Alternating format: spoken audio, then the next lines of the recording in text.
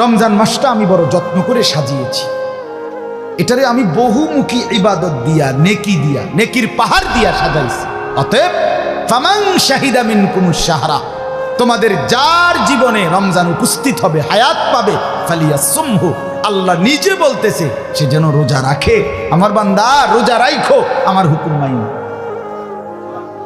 ফালিয়াসুম, আল্লাহ বলছে ডাইরেক্ট। আল্লাহ, মা বলে নাই, বাবা বলে নাই, হুজুররা বলেন, আল্লাহ বলছে এই বান্দা এটা রমজান। ইয়া বাগিয়াল খাইরে আকবিল ওয়া ইয়া বাগিয়াশ শাররি আকসির।